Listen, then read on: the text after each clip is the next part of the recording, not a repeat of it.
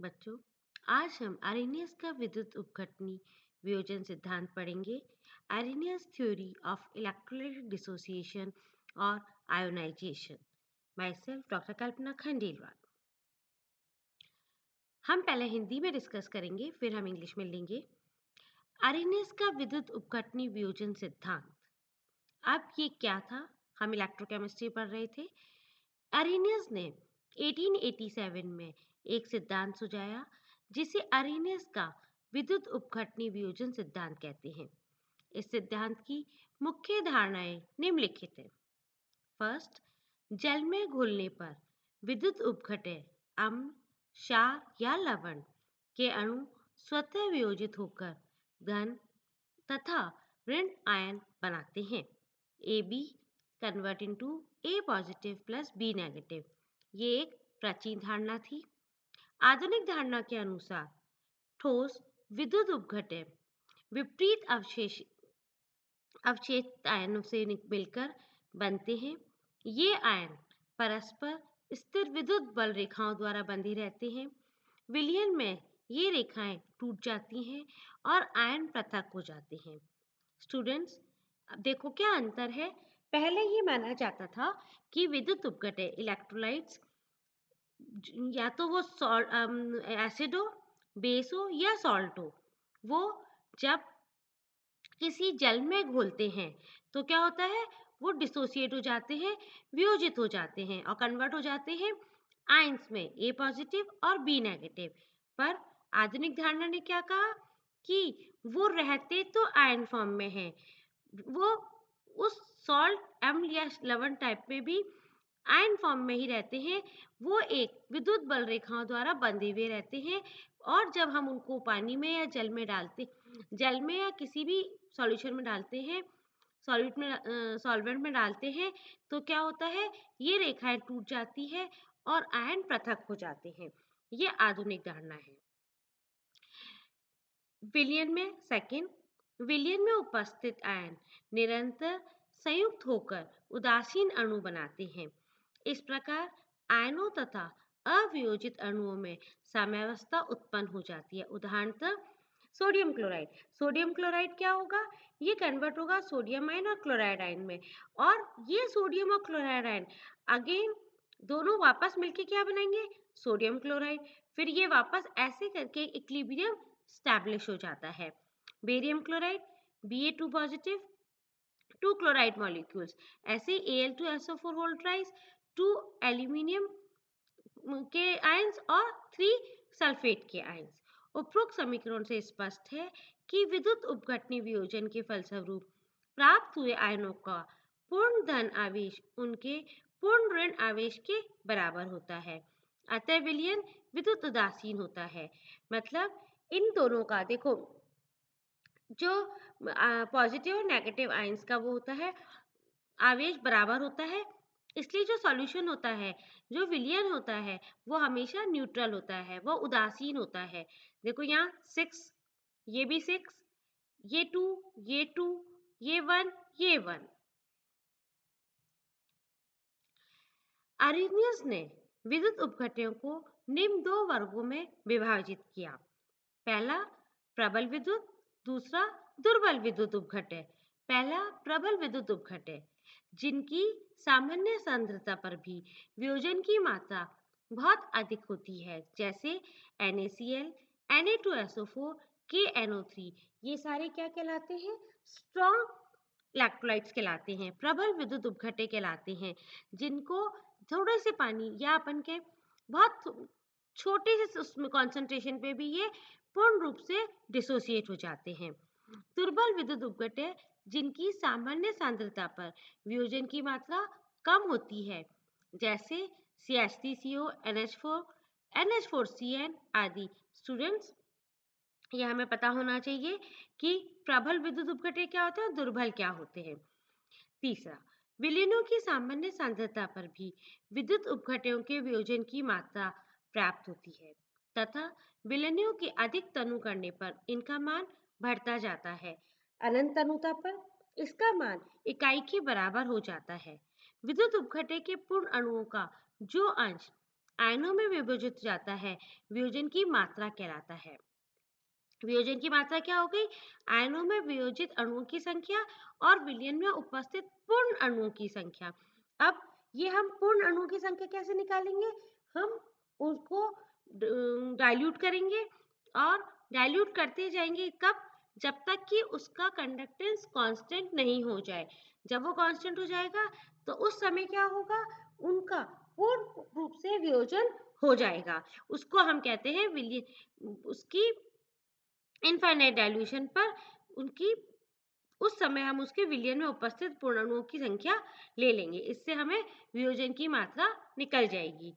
किसी विलयन की विद्युत चालकता उसमें उपस्थित आयनों की संख्या पर निर्भर होती है। चूंकि विलयन तनु करने पर आयनों की संख्या बढ़ती है, अतः विद्युत चालकता भी बढ़ती है। हमने ये पहले भी डिस्कस किया था स्टूडेंट्स, फर्स्ट या सेकेंड लेक्चर में। क्या होगा? हम यदि किसी विलयन की क्या क्या कह रहा है ये? विद्युत चालकता उनके आयनों पर निर्भर करती है। तो हम जैसे तनु करेंगे तो उनकी आयन की संख्या बढ़ जाएगी, क्योंकि डिसोसिएशन बढ़ जाएगा तो उनकी विद्युत चालकता भी बढ़ जाती है। ये हम अरेनियस थ्योरी के पोस्टुलेट्स पढ़ रहे हैं। किसी विद्युत उपघटक के विलयन में विद्युत धारा प्रभावित करने पर उसके धनायन ऋण इलेक्ट्रोड की ओर और ऋणायन धन एनोड की ओर चलने लगते हैं। इस प्रकार विलयन में आयनों के चलने से ही विद्युत धारा प्रभावित होती है तथा विद्युत उपघटन के प्रक्रम की व्याख्या होती है। स्टूडेंट्स क्या है? देखो, जब हम विद्युत उपघटक को विलयन में डालते हैं तो वो पॉजिटिव आयंस और नेगेटिव आयन में कन्वर्ट हो जाते हैं। तो पॉजिटिव आयंस देखो ऋणायन ऋण इलेक्ट्रोड की ओर और ऋणायन एनोड की ओर मूव करने लगते हैं। इससे क्या होगा? उनमें विद्युत धारा प्रभावित होने लगती है। 6.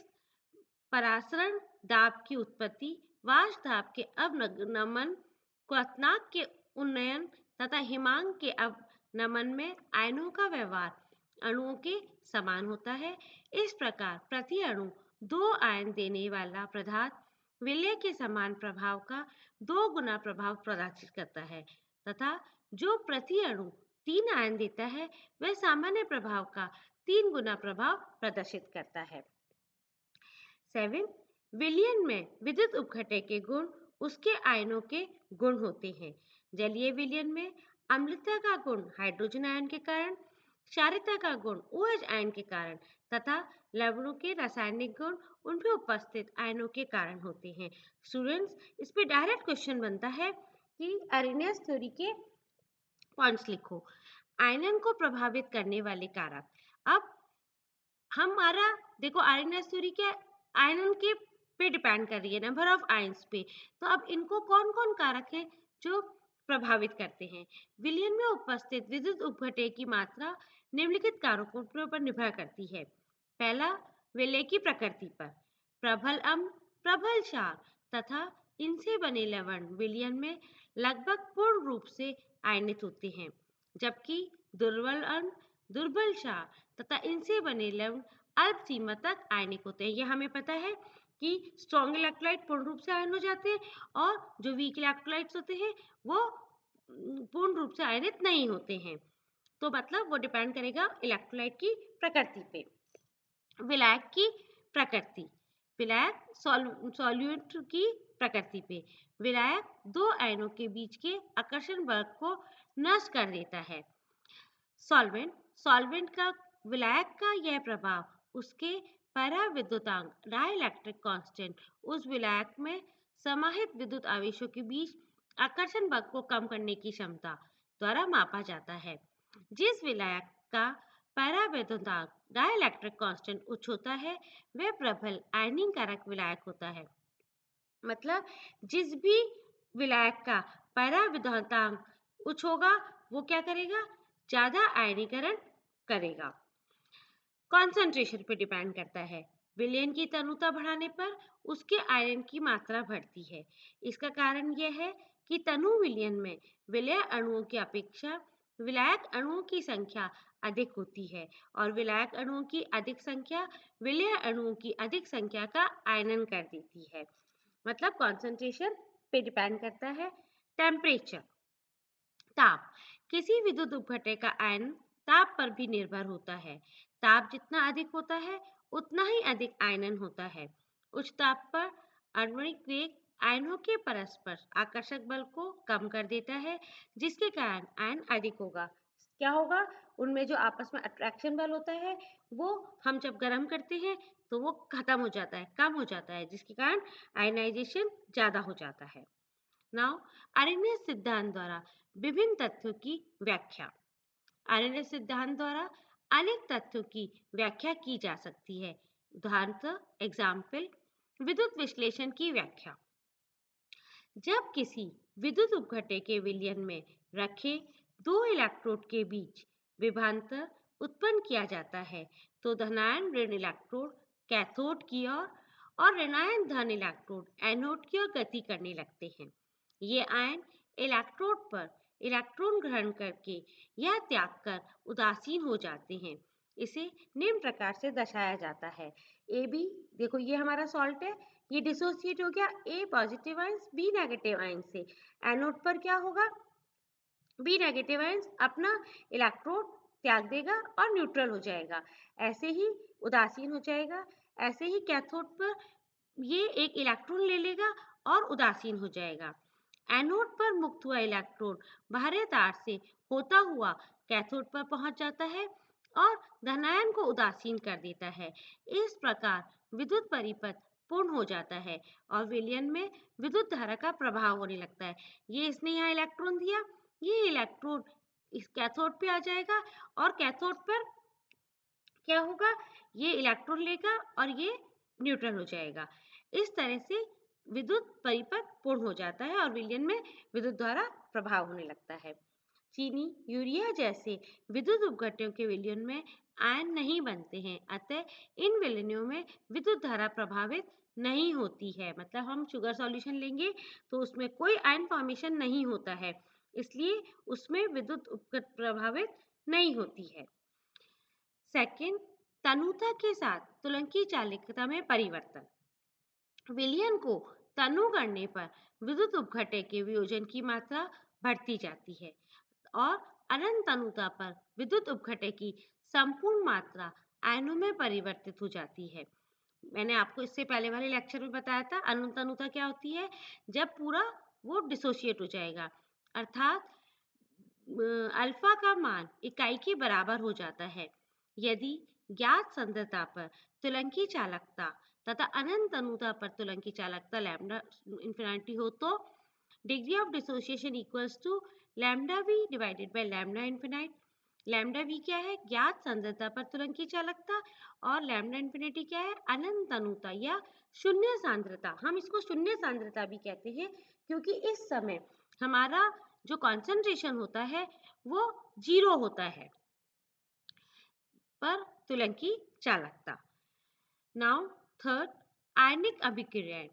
अकार्बनिक रसायन की लगभग सभी अभिक्रियाएं आयनों के कारण होती हैं। उदाहरणतः NaCl विलयन में AgNO3 का विलयन मिलाने पर AgSl का अवशेप प्राप्त होता है। इसे निम्न प्रकार से दर्शाया जा सकता है। मतलब NaCl में यदि हम AgNO3 को मिलाएंगे तो क्या होगा?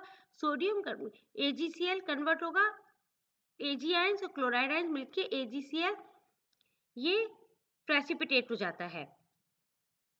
देखो ये सोडियम आयन और क्लोराइड में कन्वर्ट हो जाएगा, ये Ag आयंस और NO3 आयंस में कन्वर्ट हो जाएगा।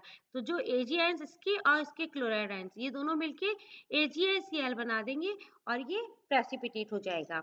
इसके विपरीत C2H5Cl में AgNO3 डालने पर अवशेप नहीं बनता है। इसका क्या कारण है? इसका यह कारण है कि C2HCl विद्युत उपघटन नहीं है, मतलब इसके आयंस नहीं बन रहे हैं, अतः ये आयनित नहीं होता है। आयनित रहता है अर्थात क्लोराइड आयंस नहीं बनाता है, इसलिए AgCl नहीं बनता है। अम्लों तथा क्षारों की उदासीकरण ऊष्मा। प्रबल अम्लों तथा प्रबल क्षारों की उदासीकरण ऊष्मा का मान लगभग 13.7 किलो कैलोरी होता है। हमने उदासीकरण ऊष्मा पढ़ी थी, तब आपको बताया था। इनकी उदासीकरण अभिक्रिया को निम्न प्रकार से प्रदर्शित किया जा सकता है। Hydrogen ions, chloride ions, sodium ions, OH ions, Na chloride and water. अथवा H ions OH ions and water. अतः प्रबल अम्ल तथा प्रबल क्षार के उदासीकरण में एक ही अभिक्रिया H पॉजिटिव OH आयंस होती है, जिसके कारण उत्सर्जित ऊष्मा एक समान होती है। दुर्बल अम्ल या क्षार के लिए उत्सर्जित ऊष्मा का मान कम हो जाता है। उदाहरणतः HCl तथा NaOH की उदासीकरण ऊष्मा का मान 2.9 किलो कैलोरी होता है। इसका कारण यह है कि HCl अल्प आयनिक है। इसके उदासीकरण के लिए जब प्रबल आयनित NaOH मिलाते हैं तो हाइड्रोजन आयन प्रयुक्त होते हैं। इन आयनों को पुनः प्राप्त करने के लिए HCl का पूर्ण आयन होता है। इसके लिए ऊर्जा अवशोषित होती है, अतः उत्सर्जित ऊष्मा का मान कम हो जाता है। स्टूडेंट्स, ये छोटे छोटे से पॉइंट्स होते हैं, पर हमें ध्यान से सुनना है और याद रखना है। ये हमारे 1 नंबर के क्वेश्चंस में आ जाते हैं। यहाँ क्या कह रहा है ये कि HCl और NaOH, वैसे हमने ये जब उदासीकरण ऊष्मा पढ़ी थी जब भी आपको पूरा बताया था, पर वापस आप इसको ध्यान से देखें और सुने। फिफ्थ, सामान्य आयनों के गुणधर्म। विभिन्न विद्युत उपघटकों के ऐसे विलयन जिनमें एक आयन समान होता है, उस आयन के कारण सभी विलयनों के भौतिक और रासायनिक गुण समान होते हैं। उदाहरणतः सोडियम, पोटेशियम आदि के क्रोमेटों के विलयन पीले रंग के होते हैं, क्योंकि सामान्य क्रोमेट आयन पीले रंग का होता है। इसी प्रकार सोडियम, पोटेशियम आदि के परमैंगनेट विलयन बैंगनी रंग के होते हैं, क्योंकि परमैंगनेट आयंस बैंगनी रंग का होता है। ये भी हमें ध्यान रखना है पॉइंट। विलयनों के अणु संख्या गुणधर्म। जलीय विलयनों में विद्युत उपघटक के असामान्य व्यवहार की व्याख्या के लिए अरेंज ने सुझाया कि अणु संख्या गुणधर्म कण आयनों या अणुओं की संख्या पर निर्भर होते हैं। चूंकि HCl, KCl या CuSO4 के वियोजन से आयनों की संख्या दुगनी हो जाती है, इसलिए इन विलयनों के हिमांक अवगमन का मान यूरिया, ग्लूकोज या चीनी के मानों से लगभग 2 गुना हो जाता है। अब अरेनियस ने अपने सारे पॉइंट्स पर कह दिए थे, पर इसमें बहुत सारी सीमाएं रह गई, लिमिटेशन रह गई, ये हम डिस्कस करते हैं। अरेनियस सिद्धांत की सीमाएं। अरेनियस सिद्धांत पर आधारित ओस्वाल्ड तनुता का नियम प्रबल विद्युत उपघटक के लिए पूर्ण रूप से असफल रहा है। अब हम इसके नेक्स्ट उसमें ओस्वाल्ड तनुता का नियम पढ़ेंगे। हम देखेंगे वो इस पे लागू नहीं होता है। प्रबल विद्युत उपघटक NaCl, KCl आदि गलत अवस्था में भी विद्युत के सुचालक होते हैं। अतः स्पष्ट है कि जल की अनुपस्थिति में भी इन यौगिक का आयनन हो जाता है। अरेनियस ने क्या कहा था कि हम कभी जब किसी इलेक्ट्रोलाइट को किसी विलयन में या जल में घुलाते हैं, तब वो आयन में कन्वर्ट होते हैं। जबकि हमने देखा कि NaCl और KCl को यदि हम नहीं जल में घुला रहे हैं, तब भी वो विद्युत के सुचालक होते हैं। इसका मतलब वो बिना घुले भी आयंस फॉर्म में रहते हैं। थर्ड, NaNO3, KCl, HCl आदि जैसे विद्युत उपघटक जिनके धनायन तथा ऋणायन दोनों एक संयोजी हैं के लिए हिम्मांक के अवनमन तथा चालकता आयनों द्वारा प्राप्त वियोजन की मात्रा के मानों में पर्याप्त समानता है, परंतु बेरियम क्लोराइड, कैल्शियम क्लोराइड आदि जैसे विद्युत उपघटकों जिनके धनायन द्विसंयोजी और ऋणायन एक संयोजी होते हैं। देखो यहाँ पे ये 2 है और ये सिंगल है, तथा MgSO4, CuSO4 आदि जैसे विद्युत उपघटक जिनके धनायन तथा ऋणायन दोनों द्विसंयोजी होते हैं के लिए उपरोक्त दोनों विधियों द्वारा डिग्री ऑफ डिसोसिएशन के मान में भिन्नता होती है। अरेनियस सिद्धांत इसकी व्याख्या नहीं कर पाया, या हम कह सकते हैं इस सिद्धांत से इनकी व्याख्या नहीं की जा सकती है। किसी विद्युत उपघटक का आयनन क्यों होता है, इसका उत्तर अरेनियस सिद्धांत नहीं देता है।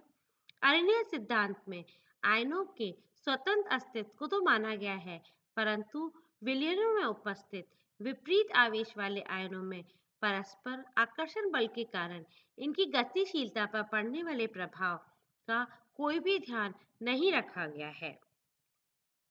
Arrhenius theory of electrolytic dissociation और ionization. स्टूडेंट्स, अभी हमने अरेनियस थ्योरी पढ़ा. हमारा ये डायरेक्ट क्वेश्चन आता है इसके ऊपर लिमिटेशंस लिखने को और पोस्टुलेट्स लिखने को. When an electrolyte dissociates into water, it gives two types of charged particles called ions. Ions which carry negative positive charge and move towards cathode are called cations, and ions carrying negative charge and moving towards anode are called anions. Every electrolytic solution is always neutral in nature.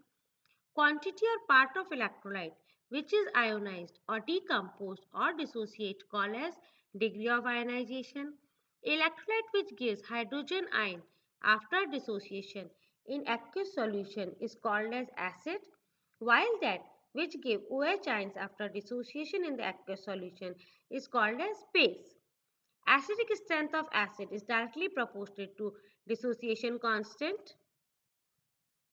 Electrolyte which give hydrogen ions after dissociation in the aqueous solution is called as acid, while which gives OH ions after dissociation in aqueous solution is called base. Students, हमने पूरा ये हिंदी में discuss कर लिया है, इसलिए मैंने इसको वापस इंग्लिश में नहीं लिया है.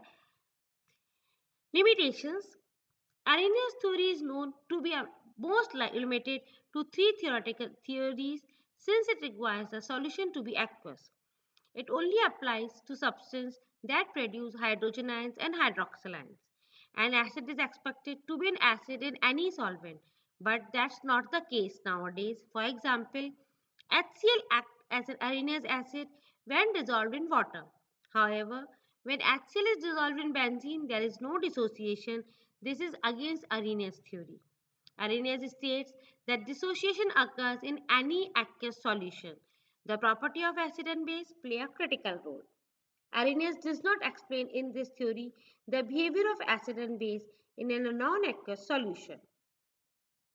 In Arrhenius theory, all salts should produce solutions that are neither acidic nor basic, but there are some exceptions against their theory.